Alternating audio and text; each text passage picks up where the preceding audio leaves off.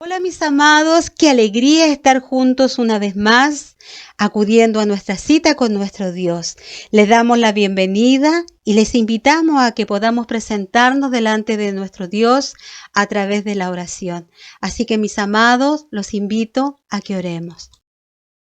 Eterno Señor, nos presentamos delante de tu santidad, revestidos con el poder y la autoridad de nuestro Señor Jesucristo, a través de tu Espíritu Santo, Señor, con una sola intención: conocerte, recibir tu guía, tu dirección, hacer tu voluntad para vivir agradándote.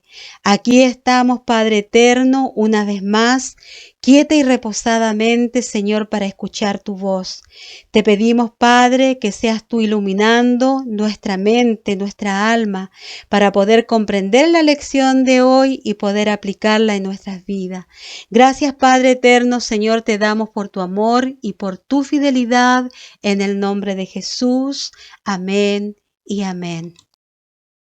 Mis amados niños, hoy les voy a contar la historia bíblica del por qué y con qué propósito David le perdonó la vida al mismísimo rey Saúl allí en Engadi. Y esta historia la podemos encontrar en 1 de Samuel, capítulo 24, versículo del 1 al 22. Sin duda alguna que una de las actitudes más difíciles para el ser humano de controlar es no pagarle a alguien bien con mal, porque nuestra naturaleza caída, nuestra reacción de responder ante la agresión es decir, me la vas a pagar, si me la haces, me la pagas. Es muy fácil tomar venganza y guardar rencor que con el tiempo poco a poco se va transformando en una raíz profunda de amargura.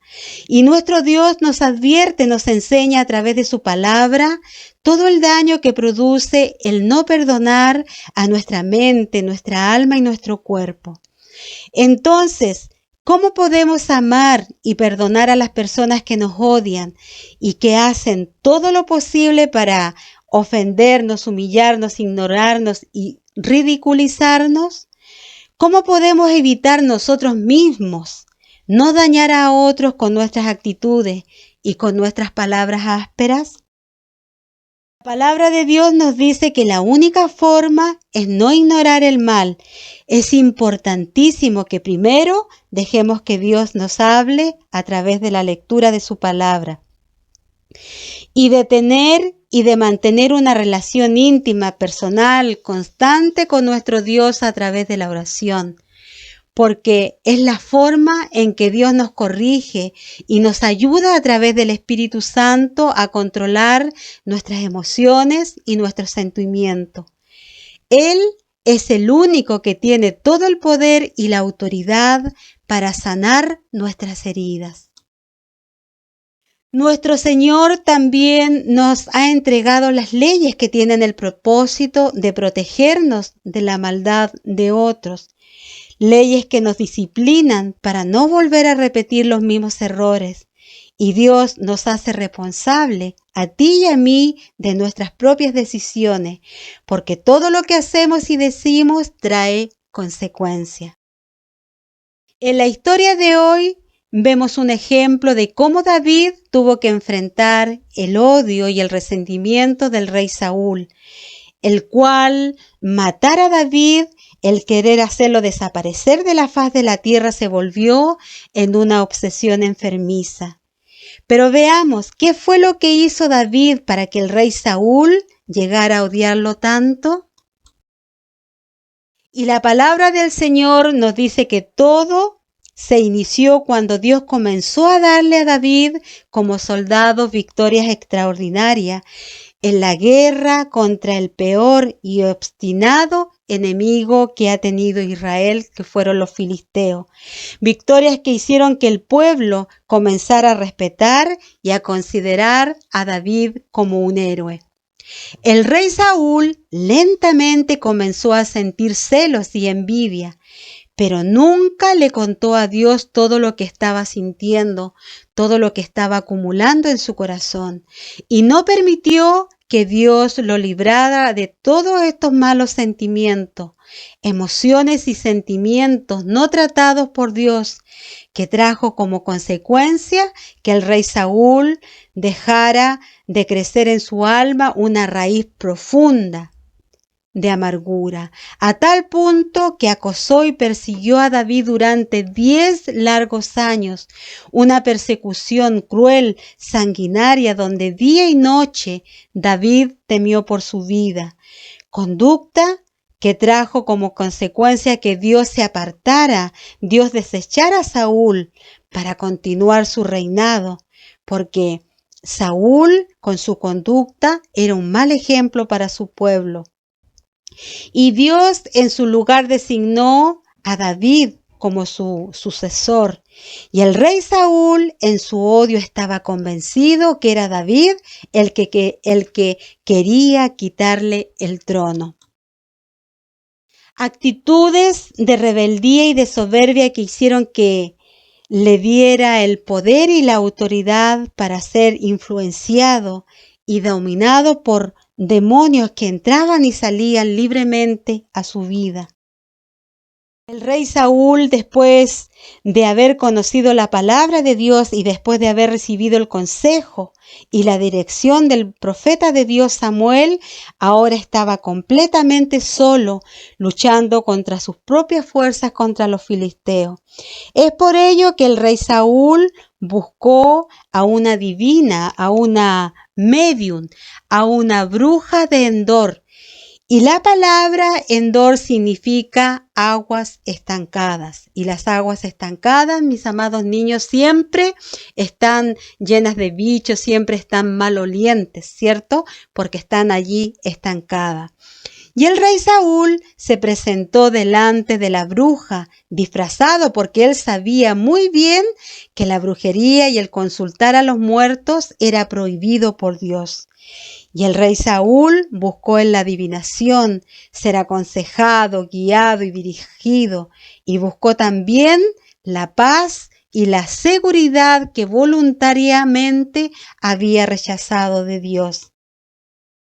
Presencias demoníacas que hicieron su vida miserable y que quedaron registradas en la Biblia, en la palabra de Dios como un testimonio para que pudiésemos comprender cuánto el diablo odia, cómo el diablo detesta a toda la humanidad. Es por ello que él hace todo lo posible para desviarnos de los propósitos de Dios y nos desvía del único camino que nos lleva a vivir por Dios y para Dios. Porque toda persona que rechaza la verdad de Dios termina creyendo cualquier cosa. Veamos por qué Dios permitió que David sufriera si nunca le hizo daño al rey Saúl. Porque el sufrimiento fue la forma en que Dios preparó, moldeó, perfeccionó, santificó la vida de David para ser el rey que Israel necesitaba, para que a través del sufrimiento David se pudiera transformar en ese siervo, en ese adorador, en ese guerrero valiente que Dios perfeccionó conforme a su corazón. Y David no permitió que el sufrimiento, que las dificultades endurecieran su corazón. Así, tú y yo tenemos que entrar y permanecer en el horno de fuego de Dios. Y el fuego en la Biblia nos habla del sufrimiento, que nos limpia, que nos purifica, que quebranta el corazón duro, que rompe ese corazón, esa coraza que no permite que podamos amar a Dios y nos prepara para ser moldeables para nuestro Dios. Vemos que la historia bíblica de hoy comienza cuando el rey Saúl, después de perseguir a los filisteos, sus espías le informan que David está ocultándose con sus 400 hombres en el desierto de Engadi. Podemos ver allí en el mapa la ubicación del desierto de Engadi. Pero veamos ahora cómo era el desierto de Engadi. Y la palabra de nuestro Dios nos responde, nos dice que el desierto de Engadi era un oasis en medio del desierto, donde Dios le proveyó a David y a sus hombres todo lo que ellos necesitaban, donde habían muchas cuevas donde podían ocultarse del rey Saúl. Cuevas que eran usadas por los pastores de ovejas para proteger del peligro, del frío, del calor a sus ovejitas, donde había abundante agua para beber y para mantenerse limpio, rodeados de vegetación y de rediles de ovejas donde David podía obtener su alimentación. Un lugar donde nada le faltaba a David y a sus 400 hombres, porque Dios le había prometido que él sería su escudo y su fortaleza. Cuando el rey Saúl supo dónde estaba David, decidió obstinadamente, empecinadamente seguir con su obsesión enfermiza de matar a David. Y seleccionó a 3,000 de sus mejores guerreros y partió rumbo a Engadi. El rey Saúl subió con su ejército a las cumbres de los peñascos de las cabras monteses, un lugar de difícil acceso donde ellos tuvieron que escalar. Llegaron a este hermoso lugar, el rey Saúl sintió el deseo incontrolable de hacer sus necesidades. El rey Saúl, buscando privacidad, se alejó de sus 3,000 guerreros y entró a la cueva que estaba allí en Gadi, una cueva en la cual Dios lo guió, una cueva grande, profunda, oscura, y el rey Saúl entró sin imaginarse que dentro de esta cueva estaba oculto con sus 400 hombres su peor enemigo, que estaban sentados en los rincones de la cueva. Shh, calladitos, calladitos. ¿Y te imaginas qué lugar puede existir para un perseguidor obsesivo, para un asesino que está vulnerable, indefenso, desprotegido de sus guardias reales, en una cueva oscura, haciendo sus necesidades con 401 hombres que estaban silenciosamente observándolo? ¿Te puedes imaginar eso? Los hombres de David le dijeron susurrándole a David que esta era la oportunidad perfecta para matar al rey Saúl y así vengar todos los años de persecución, de acoso, de sufrimiento, de humillación, de calumnias, de traición y de privarlo de vivir con su familia. Para ellos no era casualidad, no era coincidencia que el rey entrara justo en la cueva donde estaban ellos ocultos. Ellos consideraron que este era el día que Dios le había dado para quitarlo de su camino, solucionando así todos sus problemas. Era el momento justo para reinar a Israel como Dios se lo había prometido. Haz con él como bien te parezca, le dijeron sus hombres. Como vemos, mis amados niños, David tuvo que enfrentarse a la presión de elegir entre dos caminos que nos ofrece esta vida, el camino de obedecer a Dios o el camino de la desobediencia, de la rebeldía, de la indiferencia hacia Dios que nos aparta de Dios. Se levantó silenciosamente y se acercó al rey Saúl con mucha precaución para que el rey no lo escuchara, y lo hizo con el propósito de matarlo. Pero saben, niños, que David no pudo hacerlo, así es que cortó el borde, la orilla de su manto real. Pero inmediatamente David se arrepintió porque su corazón se turbó. Se entristeció porque sabía muy bien que lo que había hecho era incorrecto, que era un atrevimiento, que era una falta de respeto. Porque aunque Dios había desechado al rey Saúl, aún conservaba su título de realeza. Amados niños, ustedes han visto en las noticias cuántos de estos presidentes han permanecido gobernando sus países años tras años. ¿Han visto ustedes todo lo que se ha hecho y todo lo que se está haciendo para sacarlos del poder y no han podido? Porque Dios, mis amados, es soberano y tiene un propósito ya establecido, porque solo Dios es el que quita y pone reyes y presidentes. Y David le dijo a sus hombres: Dios me libre de matar a mi Señor, el ungido, el escogido de Dios para cumplir un plan determinado. Les prohibió a sus hombres levantar su mano y su espada contra el rey, porque el momento y la hora en que Dios lo proclamaría rey de Israel aún no había llegado, y subir al trono no sería con sus propias fuerzas.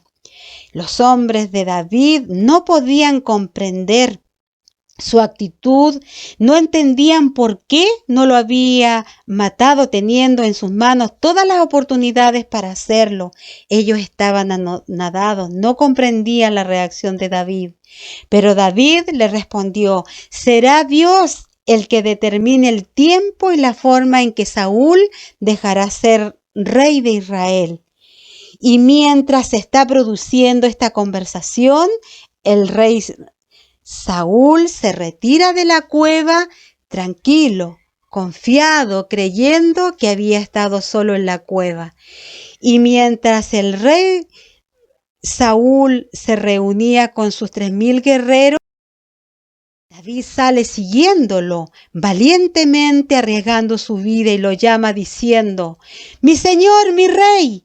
Y cuando el rey Saúl se da vuelta, David se postró, se humilló ante la autoridad, ante ese rey desechado por Dios, pero que aún Dios le permitía reinar a Israel.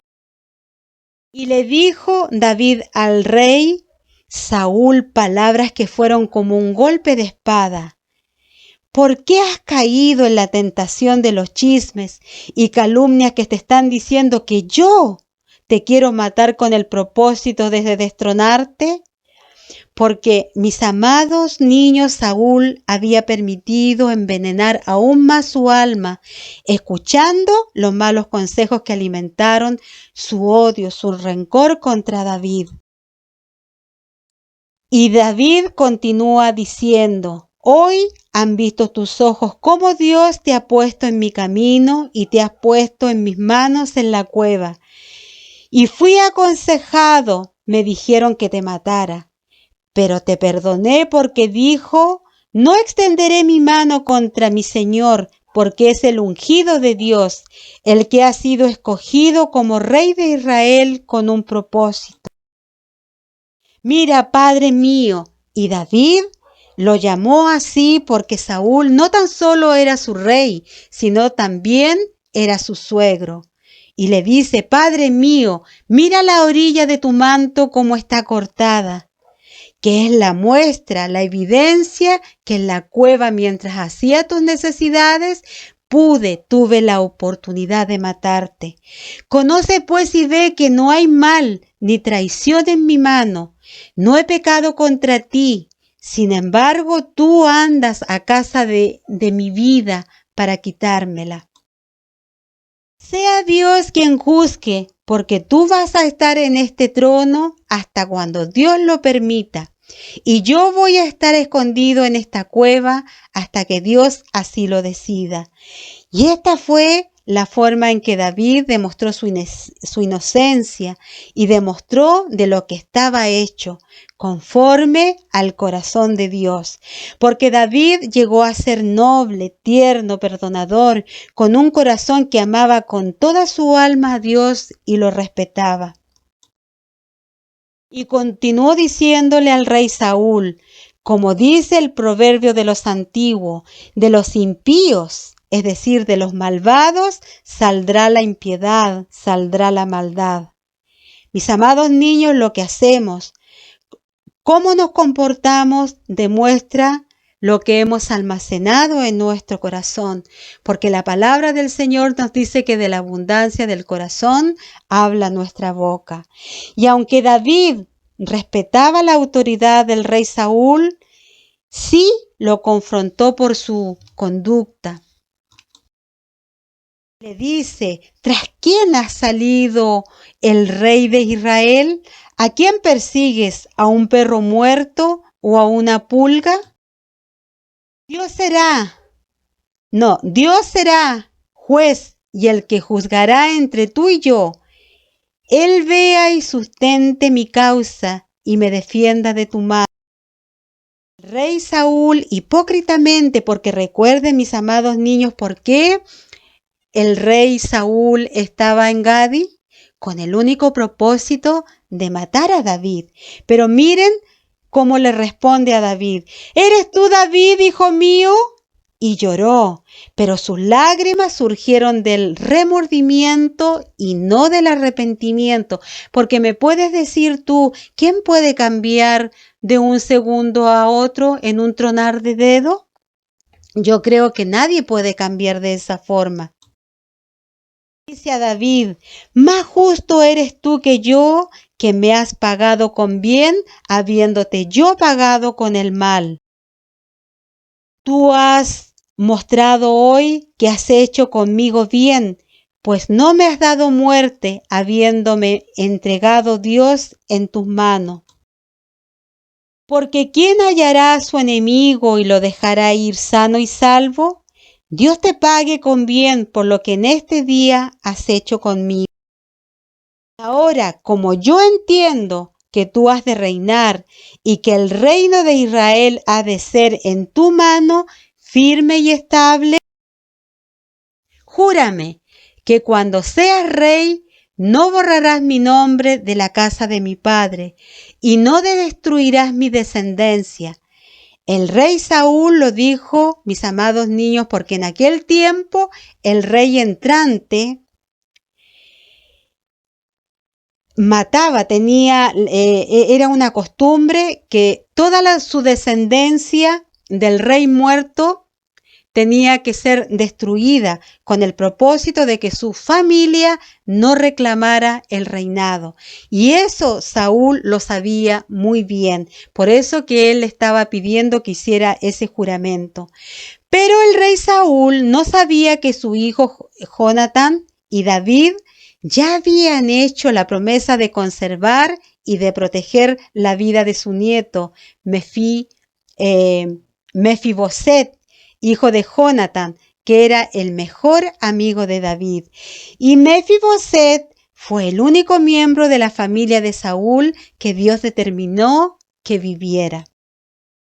Entonces David se lo prometió a Saúl, pero Dios, como ya hemos visto, ya había determinado que toda la descendencia no quedara ningún registro.